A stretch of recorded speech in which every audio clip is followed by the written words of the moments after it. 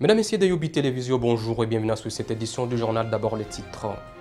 Accord de principe entre la République démocratique du Congo et les éléments de la FCM vont au 3 des réactions FISO de partout. La population de la ville de Goma au nord Kivu pense que cet accord viendra résoudre le problème sécuritaire dans cette partie de la République démocratique du Congo. Vous sauverez les réactions dans cette édition du journal.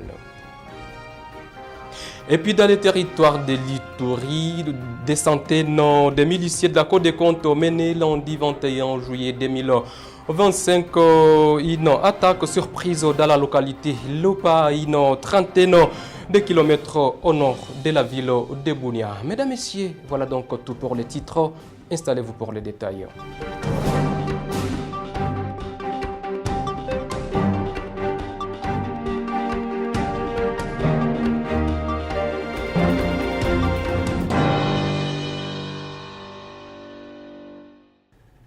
Comme annoncé au sommaire de cette édition du journal, des réactions FISO de partout après la signature des principes pour la paix à l'est de la République démocratique du Congo. Et c'était entre le gouvernement de la FCM 23 et le gouvernement de Kinshasa. Les habitants de la ville de Goma au nord Kivu espèrent un retour de la paix après la signature de ces principes.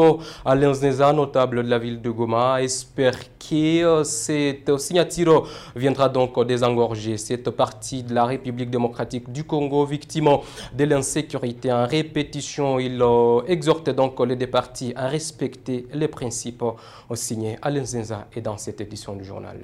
D'abord, je tiens à souligner que cet accord, c'est une œuvre humaine. Étant une œuvre humaine, elle a des imperfections, n'est-ce pas? Et nous ne pouvons pas les juger sans pour autant voir la mise en application de tout ce qui s'est convenu entre l'AFC M23 ainsi que le gouvernement congolais. Mais en ce qui nous concerne, nous, population du Nord Kivu en général, population de Goma en particulier, victime de cette guerre entre les deux parties, nous ne pouvons que saluer l'arrivée de cet accord. Et surtout que nous en avons marre avec toutes les conséquences de la guerre. Et nous souhaitons de tout notre vœu voir les hostilités prendre fin. Non seulement entre le M23 ainsi que le gouvernement, mais avec les autres groupes armés exerçant en République démocratique du Congo. Voilà pourquoi, étant victime de cette guerre entre différentes parties, nous sollicitons des signataires de cet accord une mise en application. La population a assez souffert. Il ne suffit pas de voir deux parties signer les accords et surtout à Doha, mais beaucoup plus que nous qui vivons sur terrain la guerre entre ces deux parties, que nous puissions revivre la paix. Parce que la population dans ces zones de conflit aspire à la paix et à la vraie paix, à une paix durable. Et nous espérons que l'AFC M23 ainsi que le gouvernement feront en sorte que personne ne puisse violer ces accords pour que la population vive désormais la paix. Et pour sa part, Madame Gisèle Foura, habitante de la ville de Goma, espère que grâce à cette signature, toute la partie est de la République démocratique du Congo va recouvrer la paix durable. Pourquoi pas toute la population va parler ou exercer une cohabitation pacifique et vivre ensemble. Madame Foura est dans cette édition du journal. Je suis très contente de cette signature de principe entre le gouvernement congolais et le gouvernement du M23 qui ont privilégié la paix durable entre les populations et de l'Est qui continuent toujours à souffrir et la population qui est toujours victime.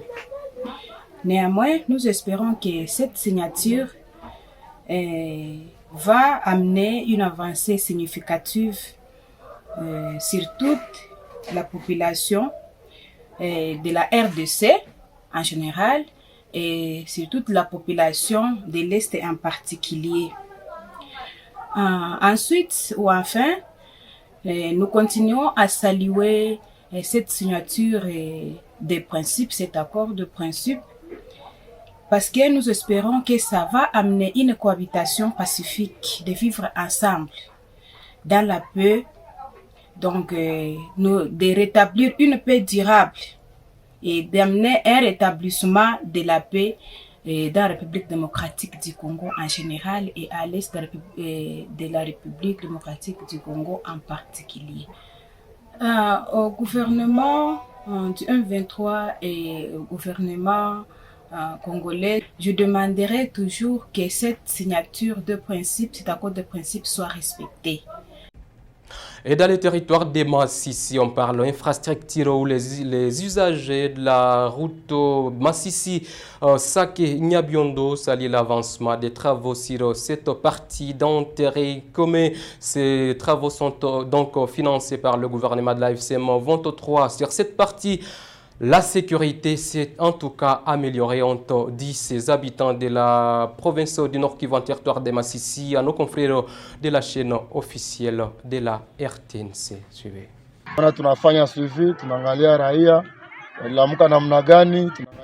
Nous faisons le suivi, nous regardons comment est-ce que la population s'est réveillée, nous regardons les routes, chaque état de la contrée de Massissi.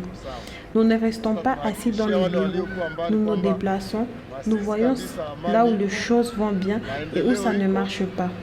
Nous confirmons à ceux-là qui sont au loin qu'à Massissi, la paix règne, mais également un changement radical.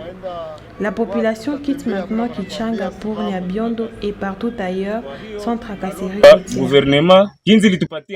Nous lançons un appel à notre gouvernement de la manière dont il a donné des emplois, qu'il continue à les faire, mais aussi à d'autres personnes pour pouvoir éradiquer petit à petit la pauvreté.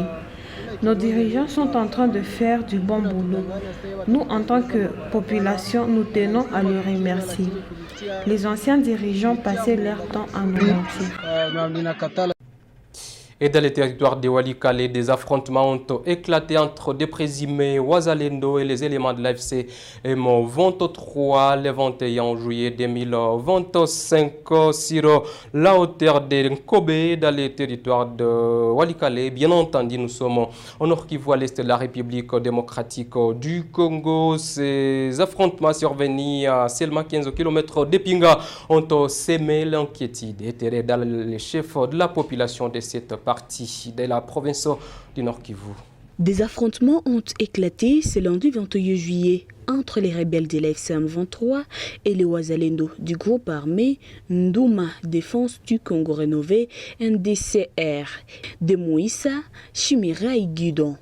Sur les collines et sur Plomba, le village d'Nkobe dans la localité de Banakindi, un groupement Kisimba, territoire de Walikale et au Nord Kivu. Plusieurs sources dans la région ont indiqué que cette situation a mis l'agglomération de Pinga en état d'alerte suite aux détonations d'armes lourdes et légères dans la zone de combat, étant donné qu'Nkobe est à environ 15 km de Pinga. Ces mêmes sources signalent que le calme est revenu et que le village Nkobe et ses environs restent toujours sous contrôle de la milice Wazalendo. Ces combats interviennent 3 jours seulement après la signature de la déclaration des principes à Doha au Qatar entre le gouvernement congolais et les mouvements de la FCM 23. Dans cette déclaration, elle oblige le belligérant à observer un cessez-le-feu immédiat et permanent. Et des centaines de miliciens de la Cour des comptes menés lundi 21 juillet 2025 dans la matinée, une attaque surprise dans la localité de Lopa, une trentaine de kilomètres au nord de Bunia, dans les territoires de Djougou, à quelques kilomètres de la ville de Bunia. Nous sommes en province de l'Ituri, à la République démocratique du Congo. Les détails. Des centaines de miliciens de la Codeco menaient lundi dernier au matin une attaque surprise dans la localité de Lopa, à une trentaine de kilomètres au nord de Bunia, dans le territoire de Djougou à Ituri, ciblant des combattants de la milice Zaïre. Les miliciens Codeco accusent la milice Zaïre de menacer la paix régionale au sein des groupes armés signataires du protocole d'Aoudé. L'attaque a été marquée par de nombreux coups de feu, provoquant ainsi une panique générale parmi les habitants et paralysant la circulation sur la route nationale numéro 27. Face à la violence, certains habitants ont fui vers les lieux dits barrières ou vers les sites de déplacés, tandis que d'autres sont restés confinés chez eux, craignant des violences. Les miliciens Codeco justifient leur offensive en dénonçant les agissements récents des combattants zaïres alliés à la Convention pour la Révolution populaire, CRP, qu'ils accusent d'avoir intensifié leurs attaques dans la région, mettant en danger la population civile. À la mi-journée, aucun bilan officiel n'avait encore été publié, mais des témoignages évoquent des pillages et des dissimulations des miliciens zaïres parmi les civils. Selon des sources locales, les forces armées de la RDC et FARDC déployées dans la zone n'ont pas encore réagi, tandis que la MONUSCO a intensifié ses patrouilles pour protéger les populations civiles.